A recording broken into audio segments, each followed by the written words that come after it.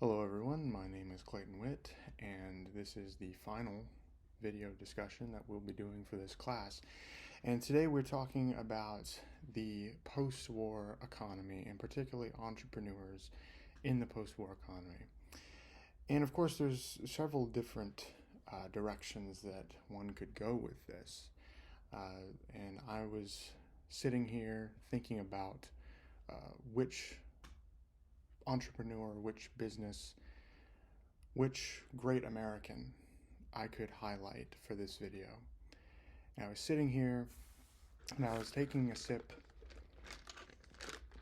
of my sweet tea, and then it hit me. We're going to talk about Burger King. No, I'm kidding. We're talking about McDonald's today, obviously. McDonald's being probably one of the largest and biggest fast food movers and shakers in the post-war economy, particularly post-World War II economy in America. And of course, the entrepreneur that is focused around this is Ray Kroc, who takes the McDonald's formula, the business, and creates it into a larger-than-life corporate enterprise, corporate entity. And Ray Kroc really does embody the ideals of the entrepreneur for a couple of reasons. One of them is because McDonald's itself was already an established business. There's a lot of people that would say that Ray Kroc actually was the person that was the founder of McDonald's.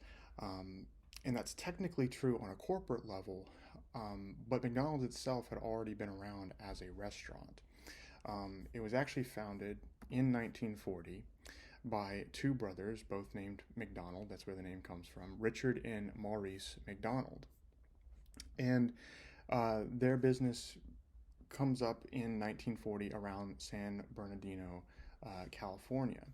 And it's largely a local business. It's caters, obviously, hamburgers, fast food products and stuff like that, and utilizing various skills and materials that had already become commonplace in some of the previous burger joints, particularly White Castle. White Castle is actually one of the first fast food restaurants that comes onto the scene in the United States, and they popularized something that's very called swift service, and that's creating material, creating products in such a fast way to get the products off the assembly line and into customers' hands. And so the McDonald brothers themselves are not even the founders of that style of service. It came from White Castle, and so you have a running, and the story of McDonald's is really a running kind of board of entrepreneurs coming together and building off of what was being built. But since this video is more about Ray Kroc, we're going to be talking about Ray Kroc specifically. So when Ray Kroc comes onto the scene in 1954, he is interested in McDonald's because he was actually working at the time as a milkshake machine salesman. And the McDonald brothers happened to have bought like 8+ machines from him, from Ray Kroc. And he was interested in why they were buying so many machines and wanted to go out and see for himself what was going on. And so he goes out to San Bernardino to the restaurant and is really impressed with what's going on. And to make a long story short, he asks in the business parlance, to essentially allow him to expand this restaurant into a franchise. And the McDonald brothers agree to this, and McDonald's restaurants start kind of popping up over various places in the United States. Now, the Ray Kroc doesn't kind of become the sole owner of McDonald's until 1961, when he actually buys out the McDonald's brothers. And this is kind of a point of controversy in the history of the McDonald's business, because there's various lines of thought on this. There are some I wasn't able to find definitive source material on either section, so I'll just present both of them here. There's some who portray this as a hostile takeover and a very negative side effect to where Ray Kroc comes in and essentially pushes the McDonald brothers into a corner and to where they have no other option until except to sell to Ray. That's actually the storyline that the recent movie that came out a few years ago called The Founder, actually takes. And so it portrays Ray Kroc as in a very negative light. The other area is that the McDonald brothers were not at all really dissatisfied with what was going on. They were completely okay with the move and with the purchase.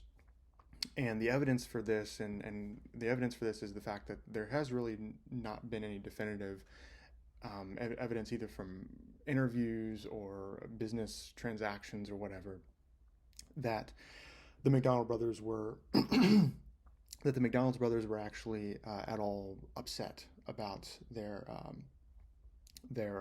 situation. So in other words, this was a more benevolent transition. Depending on what your view is of Ray Kroc or of the corporate ladder, you may take a positive or negative view, either one of those. But I couldn't find any definitive discussion on either of them. There seemed to be pretty valid arguments on both sides there, so I wasn't able to find any sort of definitive thing. What I was able to find definitive evidence for, though, is the direction that Ray Kroc takes McDonald's once he gathers a hold of the assets, and that is the fact that Ray Kroc actually makes McDonald's essentially a standardized business, to where every single McDonald's restaurant that is crafted and built up over the United States is going to be run the exact same way. It's going to be serving the same amounts of food. The portions are going to be the same. Customer service is going to be the same. Packaging, all of these things are going to be the same. And this process of standardization, I got a little chuckle out of this because of my work with Ford for the research paper. Actually had one article that described Ray Kroc as the Henry Ford of fast food, because of the push for standardization. To make a case for that, I have before me a McDonald's menu from 1965, and unfortunately I can't figure out how to share my screen, so unfortunately you can't really see this, but the McDonald's menu here says they have the McDouble hamburger, they have tempting cheeseburgers, they have old-fashioned shakes, crisp golden French fries, thirst-quenching Coke, and the prices range from 15 cents, 20 cents, 39 cents. So a very, very obviously standard system there. And I get a kick out of the different adjectives that are used there to describe the different offerings and products there. But that's one effect of standardization. The other thing is to talk about a little bit more about Ray Kroc himself. And there are several articles that he did kind of interviews and whatnot in the 1970s after McDonald's had become more of an established enterprise. And one article from 1975, this is actually from People magazine of all places, said that even after Ray Kroc was no longer retired as the chief executive of McDonald's in 1973, the person writing the article noted, quote, "He is still a very active chairman of the board. Nothing important is decided without him, and he relishes his role as a touring protector of McDonald's integrity, making unannounced inspection tours of restaurants all over the country." And so he still has a very active, he still had a very active role in ensuring that the McDonald's standards continued even after he wasn't particularly the chief executive anymore. And then a final article that I stumbled upon from 1977. This is from Success magazine. This was a quote from Ed Schmidt, who was who was the McDonald's president at the time, and he reminisced about how Ray Kroc would actually be very interested in standardization, but was not necessarily non-innovative. Definitely took Kroc was interested in standardization, but he did take ideas um, and tried to mold them into the McDonald's formula. And so Ed Schmidt talks about this here in this little quote. He says, quote, suppose someone comes up with a proposal uh, that McDonald's should serve turkey sandwiches. Everyone on the board of directors can think of 9 good reasons why turkey sandwiches would be a bad thing for us. They would blow the idea out of the water immediately. But Ray would say, wait a minute, let's examine what this might do for us. Maybe we could make it work. If not turkey sandwiches, maybe we should try turkey hash. He wouldn't let go of it until all possibilities had been considered. Ray Kroc is an entrepreneur on several levels, taking an existing asset that already existed, taking that and molding it into the way that he wanted it to be, standardizing the process, and then also continuing to innovate with various products over the course of the history of the business. And with that being said, I'm way over time again, so I apologize. But with that being said, thank you for listening and for your time. And also just want to wish everyone a Merry Christmas as well and a Happy New Year. So thanks, guys.